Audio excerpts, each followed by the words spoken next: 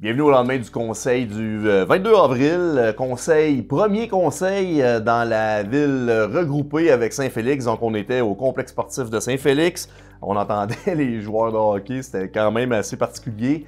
Félicitations à notre équipe là, qui s'est déplacée pour s'assurer que la sono, les micros, la salle soient bien montées. Et je suis très content parce que bon, on a eu des citoyens qui résident dans le secteur de Saint-Félix qui sont venus nous rencontrer.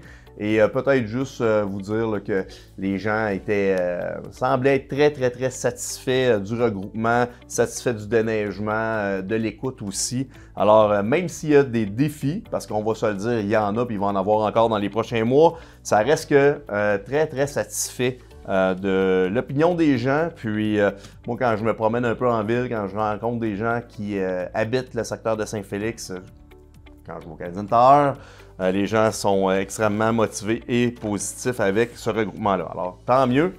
On n'avait vraiment pas une grande séance, là, quelques points là, que je vous fais en vrac. Là.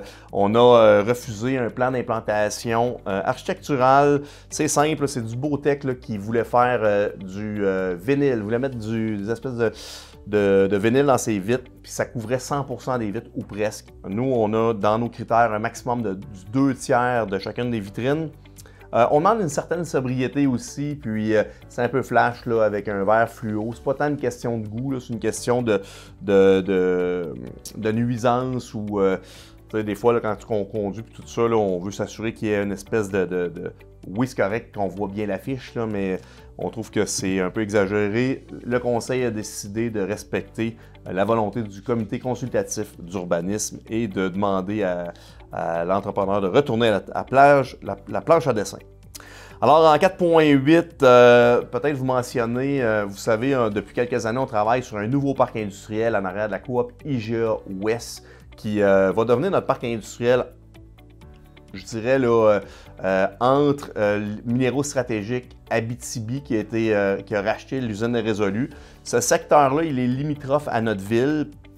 Et on veut faire un beau parc industriel. Il y a déjà des terrains en vente. Il y en a un qui est déjà vendu. Puis on est en train de jointer la rue qu'on a fait il y a quelques années avec la ville plus résidentielle d'Amos. On a un entrepreneur, M. Roy, qui avait besoin d'un terrain pour faire de l'entreposage d'agrégats. Son projet est intéressant, son projet n'est pas super défini à savoir est-ce qu'il va y avoir un bâtiment, comment ça va se matérialiser dans le temps. Alors, on a décidé de l'envoyer dans le parc industriel en arrière d'Aricana Aventure. C'est un parc industriel qu'on travaillait il y a quelques années, qu'on a fait un lotissement avec l'émergence de certains commerces comme Zipling et Pound. On a décidé, eux, ils ont agrandi un petit peu vers l'arrière, puis ça venait modifier un peu notre lotissement. Alors là, ce qu'on a décidé, c'est de débloquer une portion de rue pour M. Roy dans ce secteur-là, qui est tout indiqué là, pour venir faire de l'entreposage d'agrégats, de terre et de tout ce que tu voudras. Alors, on essaie d'être structuré et c'est ça la beauté, c'est d'avoir deux sites comme ça. Bien, ça nous permet de sélectionner le meilleur endroit pour le type d'usage de commerce. Alors, c'est parfait comme ça, puis M. Roy est bien content. Alors, ça, c'est une bonne nouvelle. En 4.11, depuis quelques années, on sait qu'on a un problème avec notre dégrilleur. Mais c'est quoi un dégrilleur? Une municipalité, quand ça récupère les eaux usées, vous comprendrez qu'il y a des solides, il y a des matières qui se décomposent là-dedans, mais il y a aussi des solides qui ne se décomposent pas. Et on a une espèce de filtre métallique qui, lui, va récupérer les matières solides. Cette plaque-là, qui est appelée un dégrilleur, avait tendance à laisser passer plus de particules. Donc, les interstices étaient rendus trop gros, trop grossiers. Fait qu'on avait tendance à perdre des matières solides là, dans le système de filtration. On a regardé pour rebâtir ce type de plaque-là, mais ça aurait coûté trop cher pour le système. Alors, on a décidé d'aller vraiment vers un nouveau dégrilleur. Bon, l'ancien dégrilleur n'existe plus, ça se fait plus. Maintenant, les dégrilleurs sont rendus plus optimisés, la capacité de filtration est plus grande. Alors, on a été en appel d'offres et on a décidé, en fait, il y a eu 2 soumissions qui ont rentré. deux soumissions d'entrepreneurs de l'extérieur de la région.